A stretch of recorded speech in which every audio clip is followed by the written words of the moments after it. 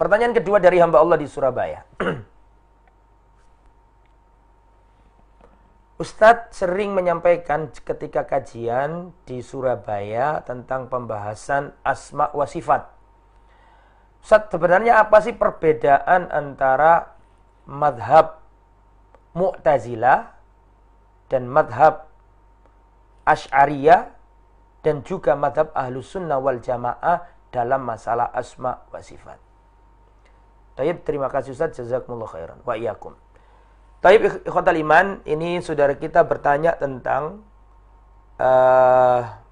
bagaimana faham Mu'tazilah, Asy'ariyah dan Ahlus Sunnah dalam masalah asma wa sifat. Taib, yang pertama kita pahami dulu Al-Mu'tazilah. Al-Mu'tazilah ini dari kata-kata i'tazala ya'tazilu. I'tazala ya'tazilu, i'tizal artinya menyingkir, menyendiri. Nggak mau ikut orang. Menyingkir, menyendiri. Itu namanya dari segi bahasa. Lah Mu'tazilah ini firqah yang mana mereka ini atba Wasil bin Atha. Mereka ini adalah pengikut Wasil bin Atha. Wasil bin Atha ini kana tilmidan li Al-Hasan Al-Basri. Jadi Wasil bin Atha ini dulu adalah muridnya seorang tabi'in jalil, seorang tabi'in yang luar biasa namanya Hasan Al-Basri rahimahullah. Terus nggak setuju dengan gurunya, dia menyingkir, dia mentahdir gurunya lah bahasanya kalau sekarang, nggak mau ikut gurunya, menyingkir dari majelisnya Hasan Al-Basri. Akhirnya tersesat. Apa pokok pemikirannya Mu'tazilah dalam masalah asma wa sifat? Perhatikan. Mu'tazilah itu yuthbituna asma Allah ala annaha al-asma al-mujarrada anil ma'ani. Jadi Mu'tazilah itu menetapkan nama-nama Allah, tetapi nama yang sekedar nama tidak mengandung makna. Wa yanfuna sifatillah, dan mereka menolak mereka menolak sifat-sifat Allah.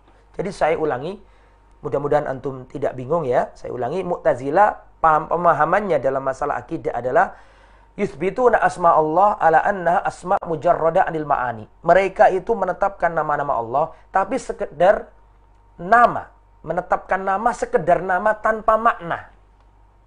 Dan mereka menolak sifat-sifat Allah. Jadi ketika dikatakan kepada orang Mu'tazilah Allah itu alim, mereka mengatakan, iya, saya akui Allah punya nama Al-Alim, tapi Al-Alim bila ilmin. Allah itu alim tapi Allah nggak punya ilmu. Ya, nggak mau menetapkan sifat Allah. Jadi Mu'tazilah meniadakan semua sifat Allah. Semua sifat Allah ditiadakan. Ya, mereka ini min ahli ta'til, termasuk orang yang meniadakan sifat Allah. Semua sifat Allah ditiadakan sama Mu'tazilah. Allah nggak punya ilm, Allah nggak punya kudrah, Allah nggak punya kuasa, ya, Allah nggak punya yad, Allah nggak punya wajah. Semua sifat Allah ditiadakan sama Mu'tazilah. Adapun nama-nama Allah mereka menetapkan tapi sekedar nama tanpa makna, karena mereka menolak semua sifat Allah. Ini pemahaman Al-Mu'tazilah. Sedangkan yang nomor dua tadi adalah pemikiran Al-Asy'ariyah. Ini dinisbatkan kepada Al-Imam Al-Jalil, Al-Imam Abul Hasan Al-Asy'ari radhiyallahu anhu wa rahimahullah. Al-Imam Abul Hasan Al-Asy'ari ini, sebelum saya terangkan siapa Asy'ariyun, Al-Asy'ariyah, saya terangkan dulu tokohnya ini. Al-Imam Abul Hasan Al-Asy'ari, beliau ini dulu pertama kali bermadhab Mu'tazilah. Bermadhab i'tizal. Mu'tazilah meniadakan semua sifat-sifat Allah. Ya, min nufatis sifat. Semua sifat Allah ditiadakan.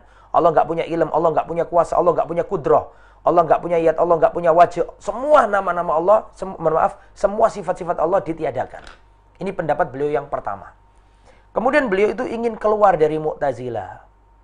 Beliau itu dipikir lama-lama nggak setuju dengan pemikiran Mu'tazilah yang meniadakan sifat-sifat Allah. Padahal di Al-Quran, di hadis, jelas-jelas disebutkan sifat Allah. Kenapa kok ditolak gitu loh. Akhirnya beliau berpikir dan beliau hijrah, meninggalkan madhab Mu'tazilah. ingin kembali ke madhab salaf. Madhab salaf. Tapi beliau nggak sampai di madhab salaf, mampir di tengah-tengah. Nah, di tengah-tengah ini beliau punya pendapat baru, ya, pendapat fase yang nomor 2. Fase yang pertengahan, beliau punya pendapat yuthbituna ba'd sifat. Menetapkan sebagian sifat, tapi beliau masih meniadakan sebagian sifat. Beliau menetapkan Allah punya ilm, kudrah, iradah, ilm sama, basar. Beliau menetapkan. Tapi beliau meniadakan sifat dzatiyah. Beliau meniadakan sifat Allah punya wajah, Allah punya tangan, Allah punya wajah. Ditiadakan. Allah nuzul, ditiadakan. Ini fase yang kedua. Menetapkan sebagian, menolak sebagian. Setelah itu beliau kembali 100% ke madhab salaf. Beliau mengatakan, aku rujuk dari pemahaman lama menuju pemahaman salaf, pemahamannya Imam Ahmad bin Hanbal. Lah apa pendapatnya Imam Ahmad bin Hanbal? Madhabnya Imam Ahmad bin Hanbal adalah madhabus salaf, madhab akidah ahlus sunnah wal jamaah, yusbituna asma Allah. Ya, menetapkan semua sifat-sifat Allah. Ya, isbat ma asbatallah li nafsihi, menetapkan apa yang ditetapkan oleh Allah berupa sifat-sifat, tanpa mentakwilnya, tanpa mentasbihnya, tanpa mentakyifnya, tanpa mentaktilnya, dan seterusnya. Dan itu kalau kita jabarkan panjang masalah asma wa sifat, butuh pembahasan khusus, ya. Jadi intinya di akhir hayatnya Al-Imam Abul Hasan Al-Asy'ari berpendapat dengan pemahaman salaf, yaitu madhabnya Imam Ahmad bin Hanbal pada waktu itu. Sehingga beliau tinggalkan 2 fase sebelumnya. Lah, orang-orang yang menisbatkan dirinya kepada Abul Hasan Al-Asy'ari, yang menamakan diri mereka Al-Asy'ariyah, ini merujuk ke fase yang kedua.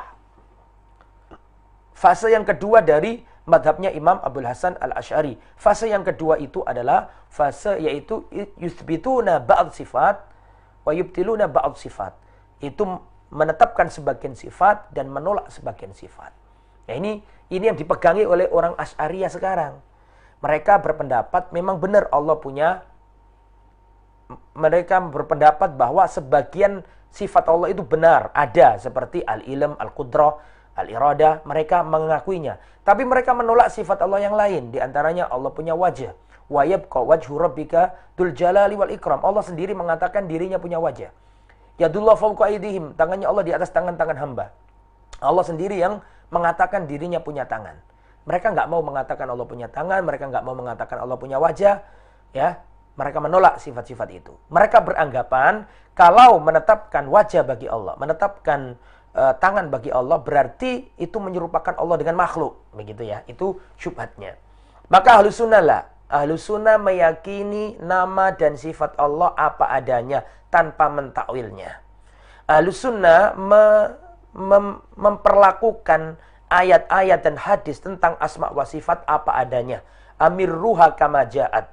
Perlakukan ayat-ayat dan hadis-hadis tentang asma wa sifat apa adanya. Jangan ditakwili, cukup diimani. Yadullah fawqa aydihim, tangan Allah di atas tangan-tangan mereka. Ahlus Sunnah meyakini Allah punya tangan. Loh, mengapa kok Allah diyakini punya tangan? Karena Allah sendiri mengatakan dirinya punya tangan. Tetapi tangannya Allah itu enggak sama dengan tangannya makhluk. Wa yabqa wajhu rabbika dzul jalali wal ikram, dan tetap wajah Tuhanmu, pemilik kemuliaan dan keagungan. Allah mengatakan dirinya punya wajah, maka Ahlus Sunnah meyakini Allah punya wajah.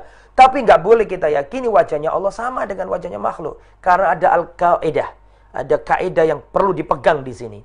Perhatikan, kaidah ini mengatakan al-ittifaqu fil asma'i la yastalzim al-ittifaq fil musammayat. Kesamaan nama tidak mengharuskan, tidak melazimkan kesamaan hakikat sesuatu yang dinamai. Kesamaan nama tidak melazimkan kesamaan hakikat sesuatu. Nama boleh sama, tapi hakikatnya berbeda. Jadi itu ya, kalau dikupas lebih panjang sangat butuh waktu kalau masalah asma wa sifat.